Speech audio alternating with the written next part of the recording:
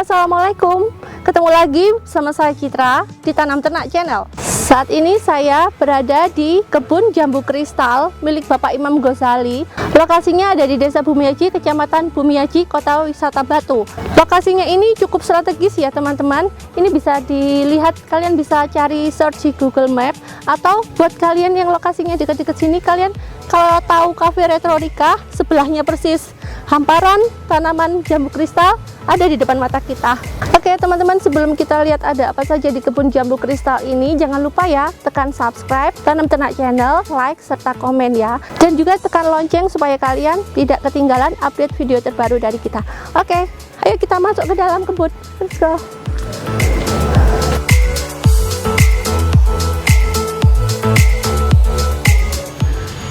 Assalamualaikum Pak Imam. Waalaikumsalam warahmatullahi wabarakatuh. Ketemu lagi nih Pak. Nggih, teman-teman, saat ini saya sedang berada di kebun jambu kristal milik Bapak Imam Ghazali, dan sekarang saya mau keliling kebun bersama Pak Imam ya Pak ya. Iya.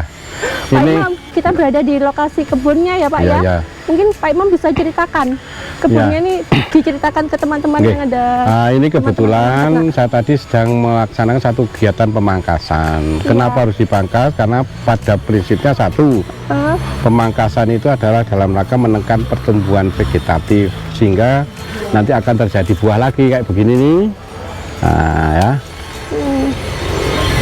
Ini kita pangkas cabang ranting yang tidak, istilahnya tidak produktif. Nah kayak gini kalau kita biarkan, kalau itu buah di ujung ini biasanya buahnya tidak begitu besar, makanya dipangkas dengan, biasanya saya ngitungnya ini 1, 2, 3, ini ada 3 daun ya, 3 sampai 1, 2, 3, yang keempat dipangkas. Pada saat ini dipangkas maka dia akan muncul tunas baru, dan biasanya akan muncul jadi bunga dan buah. Setelah tadi selalu, makanya kan kalau sudah bicara jambu kristal ini, kapan panennya bisa juga kita buat setiap saat. Artinya kan ada yang ini kalau kita hitung sebulan lagi setelah kita bungkus nanti sudah panen. Ada juga yang sudah dibungkus kayak begini nih. Nah, insya Allah ini ya mungkin seminggu 2 minggu lagi sudah bisa dipanen. Sudah dibungkus ya Pak ya, 2 minggu lagi panen. 2 minggu lagi sudah bisa dipanen.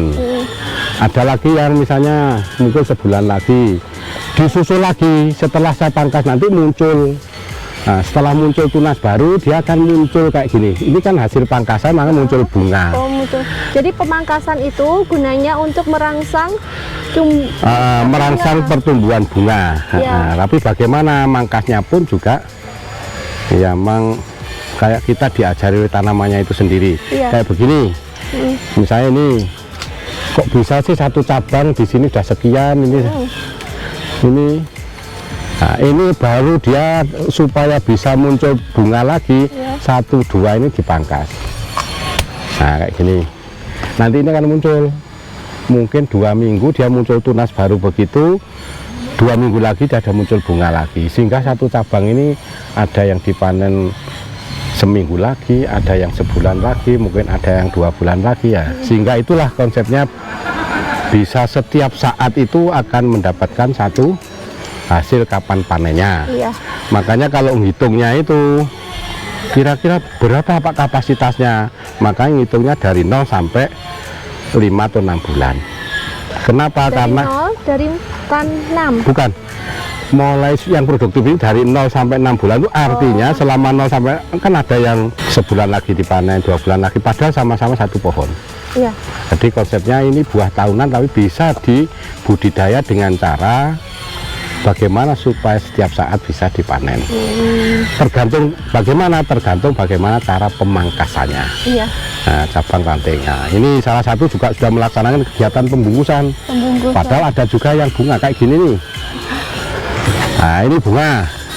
Ini dari bunga ini nanti mau muncul jadi buah. Biasanya kalau sudah gini ini 2 minggu lagi. Nanti setelah itu kan dia mengeluarkan bunga, namanya benang sari putih, terjadi perkawinan, akhirnya sudah jadi pentil kayak begini nih. Setelah sekian ini baru kita tunggu paling 2 minggu lagi sudah mulai bisa dilakukan kayak begini. Kenapa sih kok dilakukan bungkas? Umpama tidak bisa, tapi terlalu over pemanfaatan pestisida atau pesticide. Kalau dibungkus minimal bisa menekan, karena hama yang paling dahsyat pada jambu kristal ini biasanya lalat buah. Kelihatannya dari luar bagus, tapi ternyata dalamnya rusak. Tapi kalau dibungkus minimal menekan. Teman-teman, tadi kebetulan saya langsung ketemu Pak Imam. Beliau sedang melakukan aktivitas rutin pemangkasan, apa Pak? Pemangkasan itu ya? Pemangkasan itu menekan pertumbuhan dormansi atau pertumbuhan tunas air. Ya, itu sudah rutin dilakukan Pak Imam ya di kebunnya. Itu berapa setiap hari Pak? Ya syukur-syukur bisa setiap hari. Artinya lebih-lebih habis dipanen harus dipangkas. Habis dipanen harus dipangkas. Dan tekniknya khusus ya Pak, tidak sembarangan pangkas ya teman-teman. Tadi sudah disampaikan caranya supaya bisa menghasilkan buah yang lebih banyak. Berikutnya ini apa Pak? Ini proses pembungkusan. Nah, dibungkus ini sebenarnya hanya untuk menekan terjadinya hama yang paling biasanya merusak buah itu kan hama lalat buah. Nanti bisa kita lihat yang sudah dipanen itu kelihatannya bagus, kok kenapa dibuka? Nah, kok bisa ya? Kadang dia itu masuk di sini, dia sudah ninggal telur, nggak tahunya kan nggak kelihatan. Setelah dibungkus, nah, telur itu kan berkembang biak. Namanya lalat buah itu kan, ya memang satu lalat buah katanya setiap hari, setiap 24 jam itu betulnya hampir 200. Kalau itu misalnya katakan jadi 10% aja sudah mengganggu sekali ya Pak ya. Jadi ketika dia berbunga sudah ada di situ ya Pak ya. Jadi kadang ada yang nempel.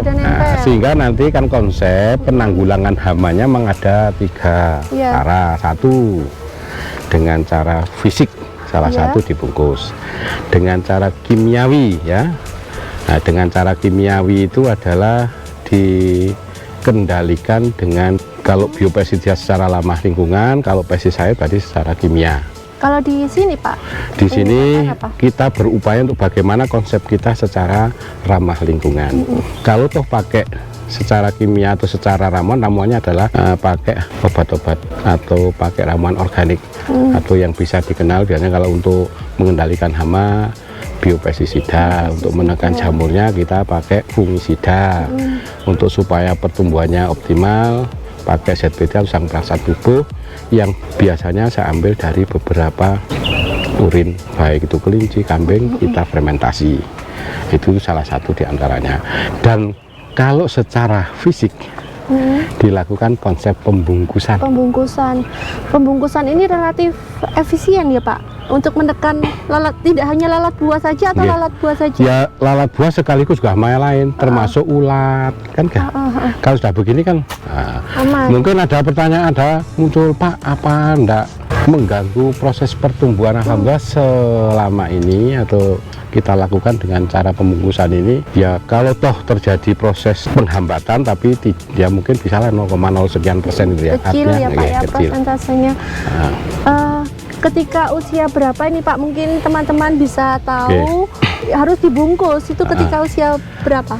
Usianya kalau kita lihat dari usia mungkin dari mulai bunga jadi pentil ini kurang lebih ya paling lama 2 bulan harus sudah dibungkus. Dari bunga menjadi pentil ya, jadi buah itu ya, buah kecil paling enggak 2 bulan. Kalau kita hitung sudah bisa dipanen dari bunga sampai bisa panen kan 4 bulan. Itu sudah optimal ya. Terus untuk ini Pak, dalam satu dahan ranting ini Pak ya, itu kan ada beberapa pentil itu Pak. Dipilih atau semuanya? Rata-rata bagaimana Pak kriterianya? Gini, kayak begini nih ya. Jadi kan kita memang kadang diajari oleh tanamannya. Ini kalau kalau ini dua-duanya biasanya dengan cabang yang sekian ini kan dia suruh cari makan dan ini kan jalan sini. Kalau itu harus menghidupi 2 kan, nah yang satu dipotong. Dipotong. Nah, yang dipilih mana Pak? Tadi itu kalau di antara 2 tadi sudah kado saya potong lah. Nah, tadi saya pilih ternyata yang lebih pertumbuhannya optimal yang ini. Kenapa ini tadi kan tunasnya agak pendek ya? Mungkin buah tadi kan agak mengecil. Nah, rata-rata jambu kristal ini setiap kuncup bunga itu mesti ada 3. 2 sampai 3 kayak gini. Nah, ya rata 1, 2 ya. Ada ini 1, 2. Jadi memang kita coba untuk bagaimana setiap kuncup itu kita ambil 1 aja buah yang bagus. Jadi tidak sortir pada pasca panen, disortir masih di pohon kita sortir itu akan lebih optimal nanti. Ya sama aja lah kalau dia memberi makan 2 dengan memberi makan orang 1 kan lebih. Nutrisinya lebih terserap optimal. Bagus, itu ya betul. Supaya lebih besar buahnya ya Pak ya. 1 lebih besar, yang kedua proses pembesarannya itu lebih cepat. Nah, lalu pemangkasan sendiri itu juga memang diperlukan kayak begini nih. Misalnya ini kan sudah asalnya kan cuma 1. Pak, saya kalau mohon izin, kalau boleh saya mau coba memangkas ini. Tapi diarahkan ya Pak ya. Kayak gini nih. Kita pilih yang apa Pak? Misalnya ini kan maunya yang sudah buah kan ini. Iya. Ini kok ada tunas lagi. Ini kan sebenarnya kalau kita lihat kan kira-kira bisa enggak ini muncul bunga? Kan sulit ya. Iya. Bahasa petani bundel. Itu main perasaan juga ya, iya. Nalar gitu. Iya. Makanya diajari tanamannya. Padahal ini kalau dia lewat ke sini cari makan kan dia juga ini ngasih makan ini juga. Padahal ini enggak optimal. Ini dipangkas. Oh, ini dipangkas dan coba saya coba Iya. Pak ya. Ini pangkas aja gitu. Oh. Kalau dipangkas berarti ini kan langsung cuma memberi makan ini. Berarti ini akan lebih cepat besar. Nah, nanti kalau sudah kelihatan jadi misalnya buah ini, biasanya orang-orang yang bungkus sekaligus sudah sortir buah mana yang bagus kita bungkus, yang kurang dikurang, langsung dipodali. Enggak, kalau tadi kan sebagai contoh aja saya lakukan, tapi biasanya teman-teman yang kerja bungkus itu sudah paham. Itu tadi teman-teman saya praktek langsung cara memangkas ya Pak ya. Dari Bapak dikasih tahu ini caranya bagaimana. Terus untuk selanjutnya Pak, saya pengen coba cara membungkus. Itu baik. Mungkin Bapak bisa ajari saya. Saya Pak. Cuk plastik. Ayo teman-teman.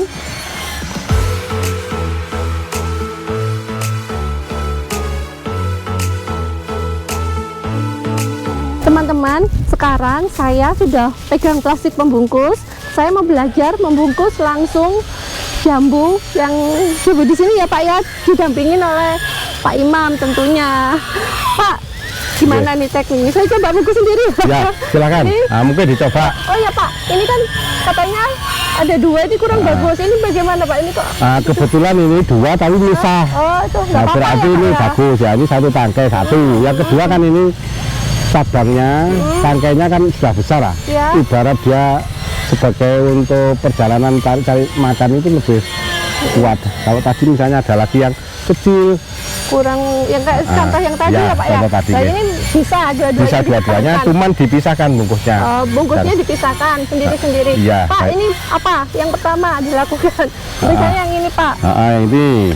Ini ya kita masukkan dengan diikutkan 1 daun. Daun fungsinya Pak? Fungsinya 1 daun itu supaya nanti dalam pengikatannya itu kalau kena angin tidak lepas gitu ya. Tapi kalau buah saja itu kan kayak licin itu. Bisa lepas. Untuk penguatnya pakai daun. Betul. Ini diikat biasa saja Pak? Diikat sudah gitu aja. Oke, begini Pak. Ya, nanti atasnya juga dibungkus kita. 1 daun lagi. Ini kan ada 1 daun lah.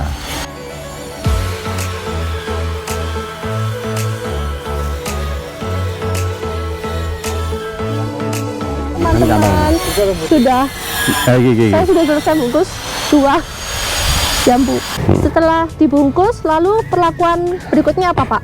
Perlakuannya itu kan kalau kita kan misalnya hanya tinggal nunggu panen, tapi sambil nunggu panen itu pun juga ada penanganan. Salah satu diantaranya juga mengendalikan hama atau dengan cara melaksanakan kegiatan saprodi atau nyemprotin Pak ya. Bisa dengan konsep yang ramah lingkungan berarti menggunakan bahan organik. Kalau yang pakai pestisida berarti obat-obat pertanian yang kimia. Penyemprotannya dilakukan setiap? Biasanya saya lakukan setiap 2 minggu sekali. Berarti sambil nunggu panen ini katakanlah kalau sekian ini misalnya sebulan lagi panen, berarti kan 2 kali semprot. Nah, lalu panennya bagaimana supaya lebih optimal lagi? Nanti kita coba manen itu dengan kita membawa pangkas juga, sekaligus mangkas sekaligus panen. Tujuannya bagaimana cara mangkas panen itu sekaligus juga nanti akan tidak dilakukan pangkas ulang lagi. Pak, selain hama penyakit yang menyerang buah, itu daun juga resiko enggak ada hamanya? Iya, itu ada contohnya enggak Pak? Mungkin bisa ditunjukkan. Kayak begini nih. Itu apa namanya? Nah, ini kan asalnya dari embun tepung. Embun tepung. Embun tepung itu bahasa orang petani itu cabuk, Mbak ya. Oh, cabuk. Dia akan cari makan dan ini hitam-hitam ini jadinya. Kalau sudah hitam begini kan sudah mati. Tapi biasanya sebelum hitam dia putih. Nah, ini karena dia mengganggu ya, Pak? Ya kan berarti dia mengurangi proses fotosintesis. Karena ini kan yang cari makan. Iya. Dari sinar ultraviolet diterima oleh daun, dari daun dihantarkan lagi, ada yang untuk ke buah, untuk ke akar, untuk ke batang ya. Mengganggu fotosintesis iya, ya. Nah, berarti mengganggu pertumbuhan. Iya. Ya macam-macam pertumbuhan daunnya, batangnya, buahnya. Dan pengendaliannya. Pengendaliannya makanya kalau ini harus ada jenis fungi. Nah, kalau misalnya nanti ulat berarti harus ada pestisidanya. Nah, baik kimia atau organik. Supaya terjadi larutan homogen bagaimana Pak? Dikasih namanya perata atau pelekat bahasa petani. Supaya pertumbuhannya bisa subur bagaimana Pak? Dikasih namanya zat perangsang tumbuh atau bahasa petani ZPT. Sehingga kalau bisa sekali semprot itu 4 aspek itu bisa kita masukkan. Bagaimana komposisinya? Biasanya kalau kita nyemprot pakai sprayer mesin 1 drum itu ya itu setiap tani kan suka-suka. Cuman kalau di kami kita pakai standar yang paling minimal. Nah, kenapa sih minimal aja udah bagus kok kita pakai optimal? Iya. Pak, bisa diceritakan ke teman-teman, ini lokasi kebunnya Pak Imam, ini luasannya berapa yang untuk di sini yang milik keluarga ya Pak ya? Okay. Itu luas totalnya berapa yang kan ada disampaikan di Inspiring Story, Bapak sudah bercerita. Dan kan ini kita ke kebun langsung. Kalau yang di sini kurang lebih ya ini 2000 meter persegi. 2000 meter. Ya sekitar 1500 karena sudah diambil rumah juga iya, itu ya. ya. Itu ada berapa pohon Pak? Dengan jarak tanam berapa? Nah, ini dengan jarak tanam karena ini agak rapat ya. Ada 3 meter 3 kali 2,5 kalau salah. Ada tapi yang ada juga yang 3 meter. Karena memang awalnya dulu kan ada tanaman apelnya mati tak ganti jeruk, jeruknya disusul lagi apel mati lagi saat masukkan jambu sehingga kan bentuknya tidak simetris ya.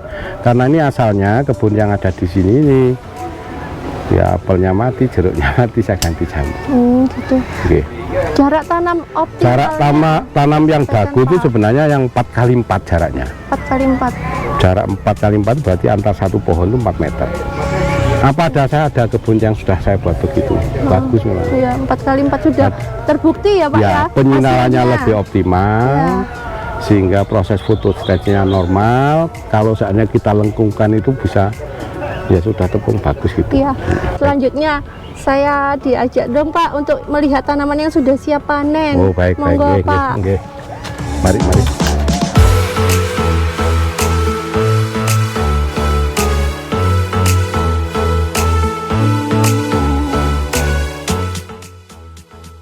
Sekarang saya berada di lokasi kebun yang siap panen, tapi di sini sudah dipanen ya Pak ya beberapa hari yang lalu. Jadi buahnya sudah tidak terlalu banyak, tapi masih ada beberapa yang masih ada di pohon. Dan kita sekarang mau belajar cara panen dari Pak Imam langsung. Yuk. Baik ya, ini yang barangkali siap. Ini kan sudah kelihatan hijau, sudah ke kuning-kuningan. Ya, cirinya Pak hijau. Cirinya ini kan kalau dibuka nanti kan sudah warnanya tidak mulus hijau tapi sudah mulai kuning. Iya. Nah, itu yang berarti tandanya sudah siap panen. Sudah siap panen ya, karena memang panennya jambu kristal ini kan tidak seperti jambu merah yang harus sudah tua betul itu ya. Karena ini kan supaya crunchy-nya, kersnya masih ada. Nah, kenapa harus pakai pemangkas ini? Itu akan lebih tidak 2 kali kerja gitu ya. Sekaligus kita mangkasnya juga gitu. Ini kita hitung supaya nanti hasil pangkasannya nanti akan muncul bunga buah lagi. Ini 1, 2 sekaligus memangkas Pak. 1, 2, 3, 4 berarti di sini. Nah, jadi sekaligus ya Pak ya. Iya loh, berarti nanti akan jadi buah lagi. Iya. Nah, monggo kalau mau nyoba sana. Iya. Ini hasil buahnya teman-teman yang sudah barusan saja dipanen, masih fresh. Ada lagi Pak, saya mau belajar langsung nih Pak. Siap, Sekarang saya coba sendiri mau panen nih, didampingi Pak Imam masih. Pak, ini sekaligus memangkas ya Pak ya? Ya. Di sini? Ya, betul. Wow. Ini sekaligus memotong dahan yang ini ya Pak ya? Ya, supaya nanti akan muncul bunga. Ya. Terus langsung gini ya Pak ya? Ya. Nggak kulino Pak Mas. Oke. Nah, seneng ya Pak. Iya. Kita dapat 2 buah untuk panen, dan sekarang selanjutnya kita menuju ke Proses pasca panennya. pasca panen. Oke. Monggo Pak. Monggo.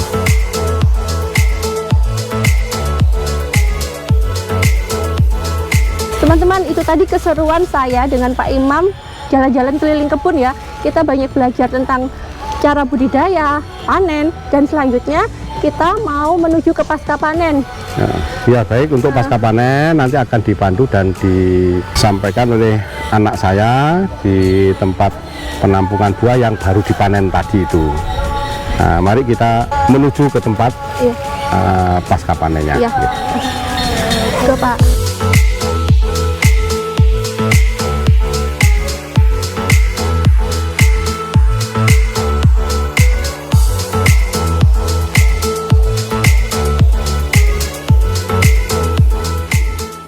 Sekarang saya sudah berada di lokasi penanganan pasca panen jambu kristal yang tadi sudah dijelaskan tentang aspek budidayanya oleh Pak Imam Gozali. Sekarang saya ditemani oleh semoga Mas diperkenalkan Mas, siapa Mas? Ya, nama saya Hardi. Ya. Ya. Mas Hardi namanya teman-teman. Mas Hardi ini siapanya Pak Imam Mas? Saya adalah putranya Pak Imam Gozali.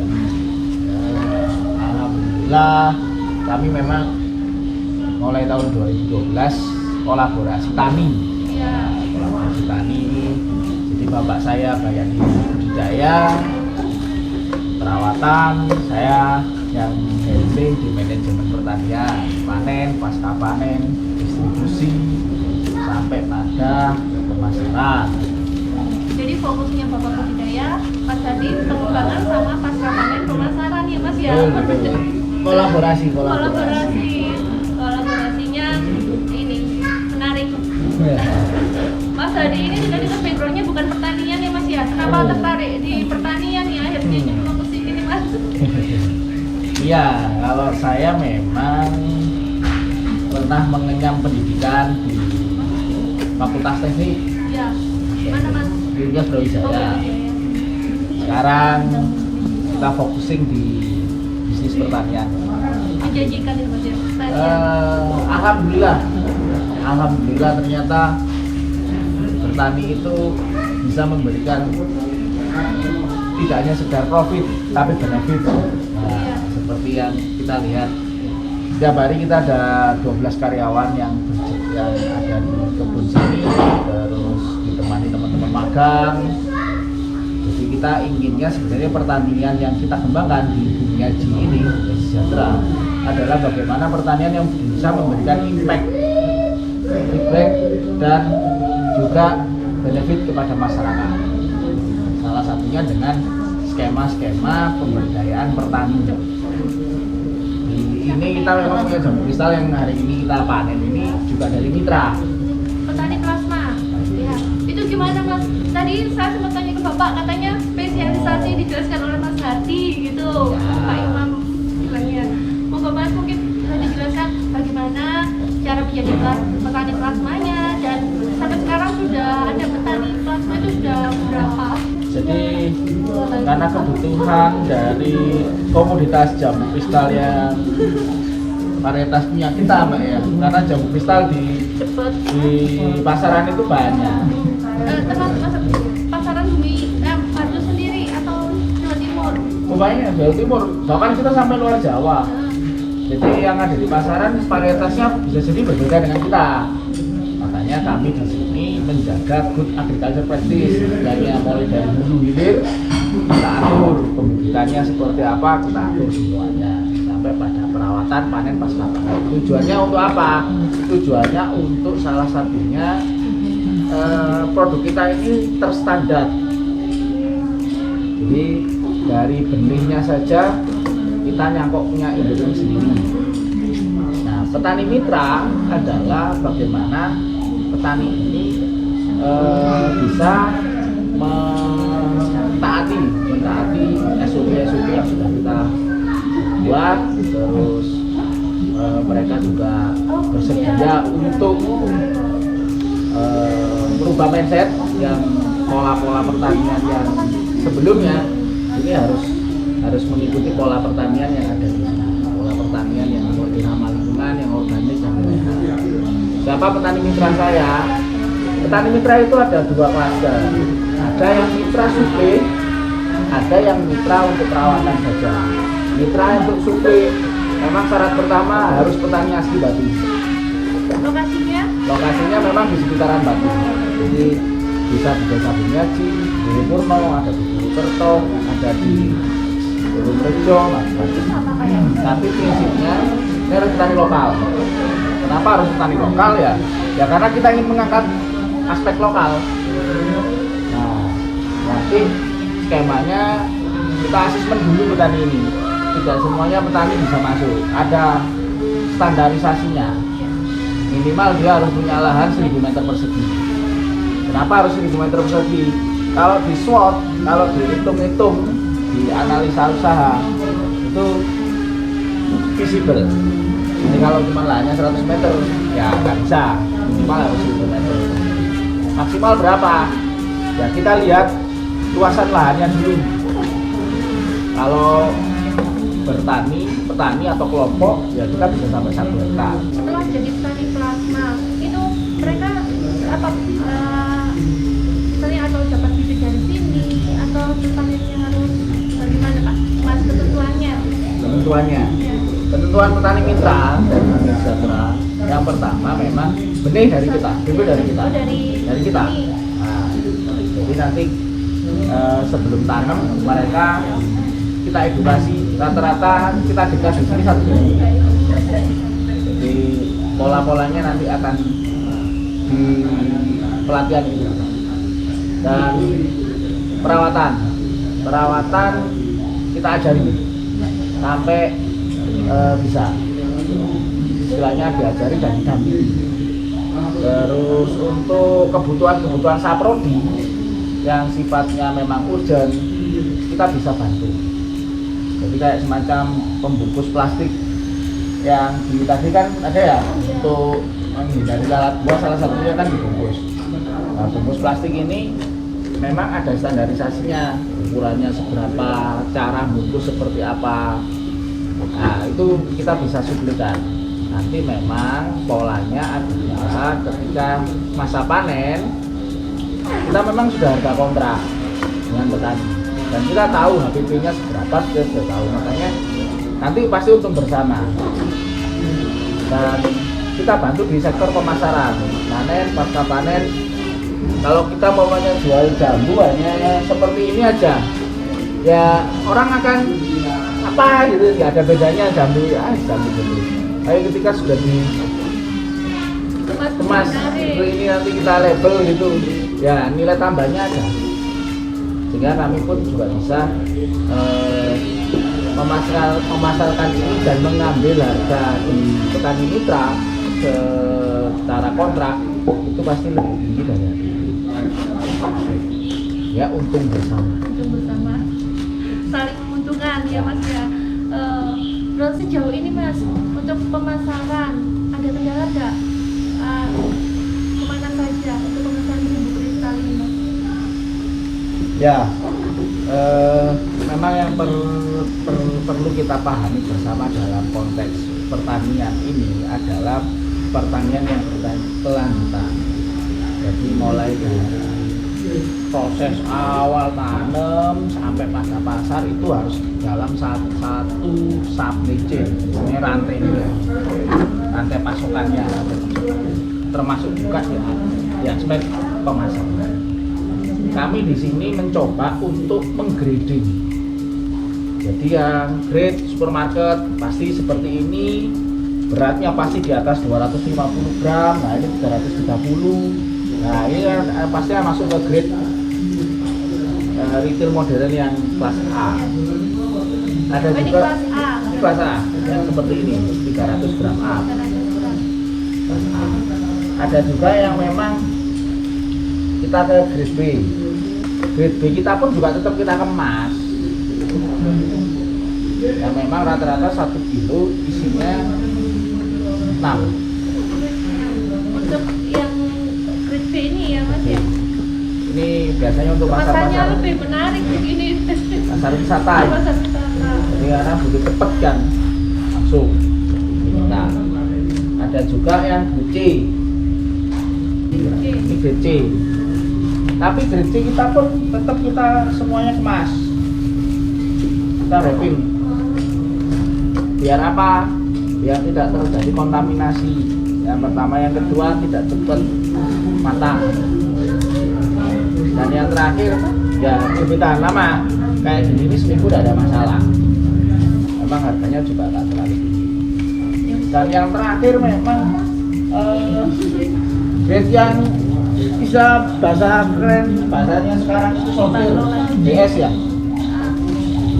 Ini secara masih laku ya Mas ya? ya secara prinsip dia cuman kulitnya saja. Tapi ketika kita jual kan ya orang belinya kan kayak gimana gitu ya. Nah seperti ini yang kita olah, ada yang jadi untuk produksi rujak, ada yang dibuat seling untuk bahan dasar kue pastry yang kita produksi, ada juga yang memang untuk asinan. Nah, Dikembangkan lagi jadi produk olahan. dan kalau yang terakhir memang seandainya busuk karena jambu ini ya mau tidak mau kadang ada lalat buah. Ini yang kita jadi pupuk. Pupuk alami. Ada kaca, terus ada prosesnya seperti itu Pak. Harganya Mas per grade itu Oke, berapa? variatif Mbak.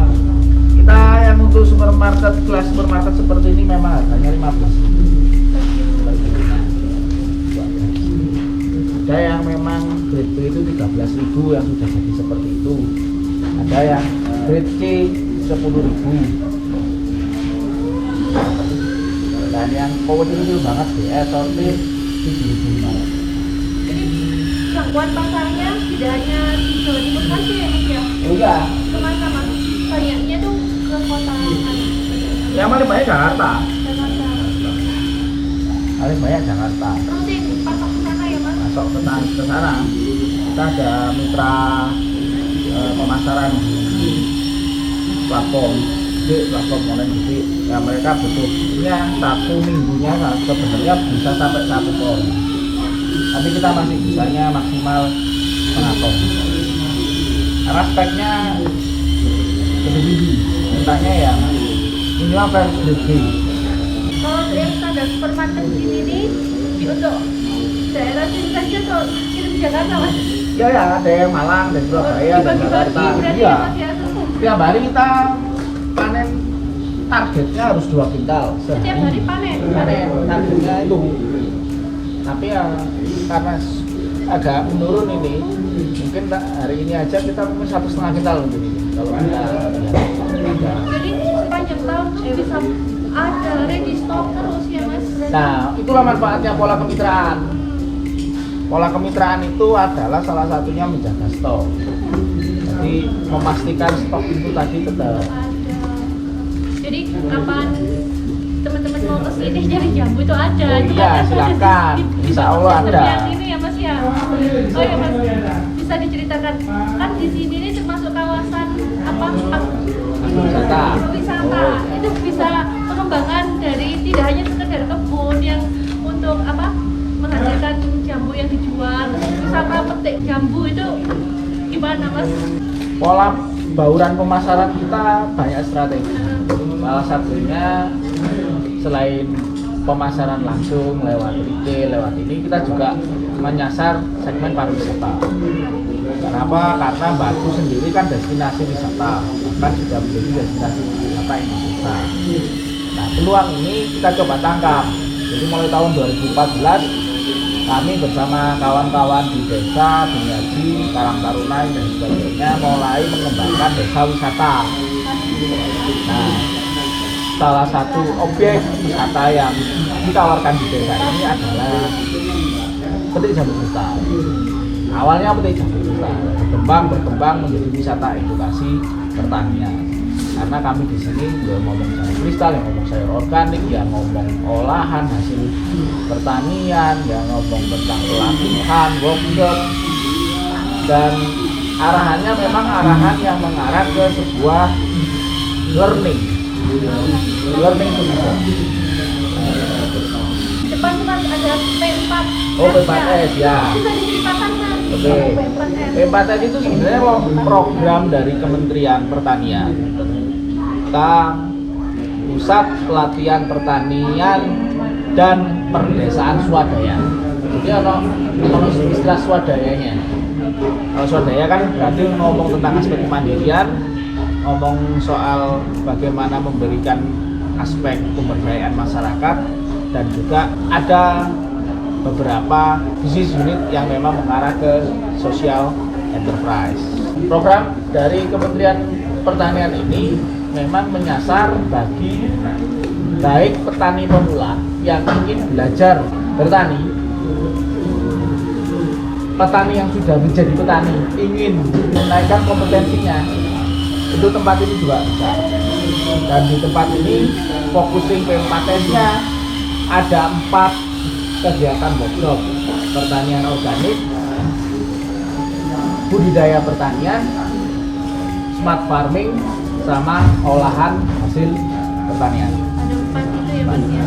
Mas Hadi, kalau misalnya teman-teman ingin berminat ikuti pelatihan itu bagaimana prosedurnya? Oke, sederhana, tinggal hubungi online kita di WhatsApp, nanti bisa dicek.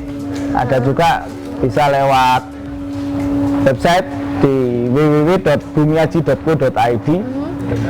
Bisa juga lewat sosial media kita di bumiaji.id. Daftarnya lewat situ ya? Bisa nanti tinggal DM di situ, di Instagram kita bumiaji.id. Sudah. Nanti mentornya itu dari mana Mas? Apa mentor istilahnya? Instrukturnya. Instrukturnya. Kami di sini punya 4 instruktur bersertifikat kompetensi. Oh, dari sini. Dari sini sendiri. Jadi ada saya, ada Pak Imam, terus ada lagi 2 instruktur yang memang kompeten di bidangnya. Oh, kalau tadi Pak Imam menjelaskan kalau seandainya ada pihak universitas atau lembaga ingin belajar itu dari sini tuh sertifikatnya Iya. di P4S itu Ya, ya Mas? sertifikatnya. Oh. Karena ini lembaga resmi, Ah. lembaga pelatihan memang. Tidak semua dapat itu iya. sertifikatnya itu berarti. Nah, ya tidak semua apa ya istilahnya bisnis pertanian itu bisa mengeluarkan sertifikat kalau dia memang tidak memiliki izin, ya kan, yang berhubungan dengan pelatihan. Oke. Untuk ke depan Mas, kan Mas Hadi mewakili petani milenial nih ceritanya. Ke depan mau diapakan nih Mas usaha sini Mas? Apa kebun jambu kristal ini ke depan tuh punya wacana untuk apa gitu yang belum terlaksana, mungkin bisa disampaikan. Kita memang perlahan-lahan mencoba untuk mengambil kontribusi, berbagi kontribusi tentang semakin hari jumlah petani, indeks petani itu semakin menurun.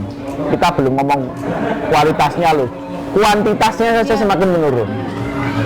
Nah, kalau kita tidak bisa memberikan sebuah gambaran bahwasanya pertanian itu adalah profitable, kekinian, bisa untuk menjadi sebuah proyek bisnis gitu, ya sulit. Seperti yang kita lihat nih anak muda ini dari mahasiswa Universitas Muhammadiyah Malang jurusan pertanian, magang.